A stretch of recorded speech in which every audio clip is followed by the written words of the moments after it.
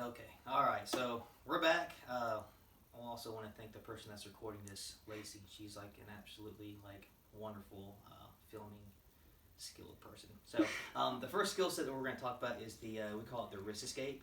So the idea of this is just to get away from the individual that's grabbing me. So maybe I'm in a position, again, you just kind of use your own imagination of where you might be if this particular attack or thing happens.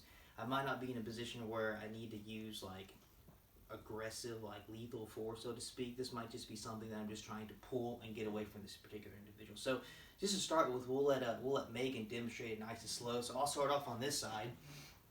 The camera can see us. So we'll start off. Let's just say I'm reaching over to grab her left hand. So I'm taking my right hand and I'm reaching over to grab her wrist. Maybe I'm grabbing her wrist to try to pull her off balance, to pull her into a car or into my home or to a closet. Maybe it's a date type of situation where I'm grabbing your wrist, trying to influence her to do something she doesn't want to do. So what she's going to demonstrate is how to just escape from this. So as I'm grabbing her wrist, she's grabbing her own hand. And as she does that, she's going to step back with her right leg and she's pulling away. Pretty simple. The idea of this is to pull away where my thumb meets my fingers. That's technically the weak part of the grab.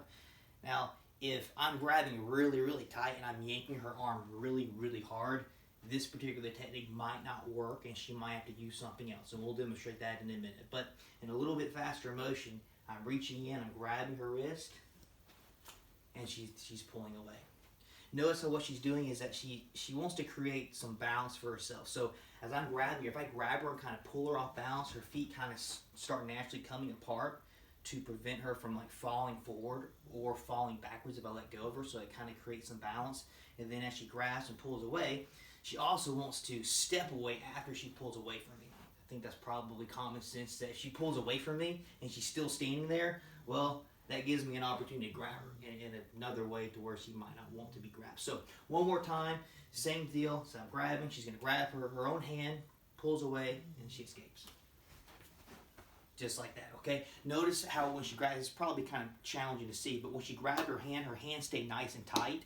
If my hand stays loose as I grab it and I'm yanking my arm really fast and hard, I can injure myself. So think of it almost like you're clapping.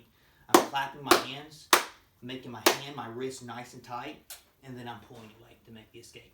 All right? Cool.